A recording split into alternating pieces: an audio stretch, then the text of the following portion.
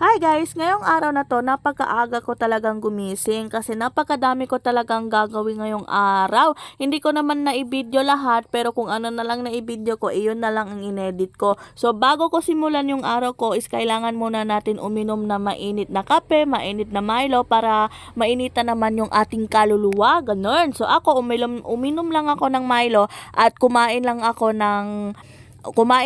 ng pandesal, nilagyan ko lang ng peanut butter kasi yun na lang naman ang available dito sa amin, ganun. Alam nyo ba guys, ako lang ba o lahat tayo, habang umiinom tayo is nakmumuni-muni tayo kasi napakasarap marinig yung mga awit ng mga ibon, ganun, ganyan.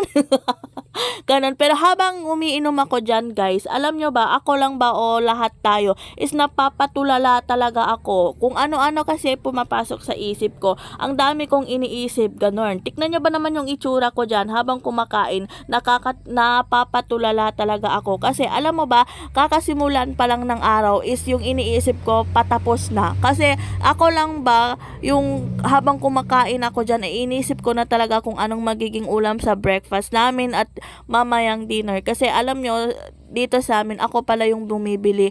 Hindi naman ako nagluluto, so ako lang bumibili at yung nanay ko ang gumagawa. Ganun. Alam nyo ba guys, ngayon, napakahirap pala. Wala pa naman akong anak, wala naman dito yung asawa ko. Pero alam nyo ba guys, napakahirap talagang mag-isip kung anong uulamin mo. At napakahirap mag-budget ng pera ngayon. Nakakaloka. At balikan muna natin yung ginagawa ko. Alam nyo ba guys, kaka-grocery ko lang kahapon. Kaya i-arrange muna natin yung konting binili ko kaya para may konting laman naman yung aking mini pantry. Soon magiging big pantry na yan. Charot. So hindi naman ako kung ano-anong bumili, yung mga kailangan lang talaga tulad ng mga sabon, shampoo, napkin, konting curls, biscuit. Yun lang naman ang yung binili ko. So balikan natin yung kinikwento ko sa inyo kanina. Alam nyo ba guys, ngayon yung 1,000, nahihirapan na talaga ako i-budget yan sa 1 week. May nabasa nga pala ako sa TikTok, yung kilo nga daw ng bigas is 60. So magluluto daw tayo sa isang araw, 2 kilo or morning and afternoon. So pang ano lang yon, siguro pang 4 na tao lang yon. Hindi ko alam kung sa maramihan, pero yun lang talaga yung nabasa ko. Yung nakita ko kasi doon, 2 kilo, 2 beses lang daw ang niluluto nila sa umaga at hapon na yon. Alam nyo, 120 na yon. Tapos sa 2 meal na yon, kada meal 100 din yung ulam. Total nila lahat sa 1 week gagastos ka ng mahigit na 2,000 pesos. Paano mo na lang daw ibabudget yung 1,000 pesos? 'Di ba? Nakakaloka. Paano na lang yung kumikita ng 200 a day? Mabubuhay pa kaya ngayong mga panahon? Hindi ko talaga maintindihan, napaka mahal talaga yung mga bilihin ngayon. Kaya kung ako lang talaga, matitipid ko talaga yung sarili ko. Pero ay nako, nakakaloka talaga yung gastusin. Kayo ba, na ibabudget nyo pa ba yung mga sinasahod nyo?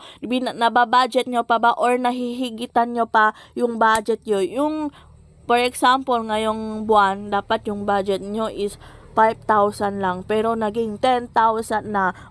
Paano na lang yun? Paano na lang yung mga taong walang makukunan, 'di ba? Kaya pala may nabasa din ako sa TikTok, puro na lang ako TikTok. Kaya pala nababaon sa utang kasi yung sahod na kinikita mo is kulang pa sa pang araw-araw mo, 'di ba? Kaya sinasabi ko talaga sa sarili ko at sa asawa ko, habang bata pa tayo is magkayot tayo ng magkayot para kung may sarili na tayong pamilya, may sarili na tayong anak, hindi tayo mahihirapan pakainin, bigyan sila ng magandang buhay. Kasi alam nyo ba guys, dito, hindi lang naman dito sa amin, or nakikita ko lang talaga sa mga ibang hindi na nila matustusan yung mga kailangan ng mga anak nila. Kasi sa pang araw-araw na pagkain pa lang is kulang na kulang na.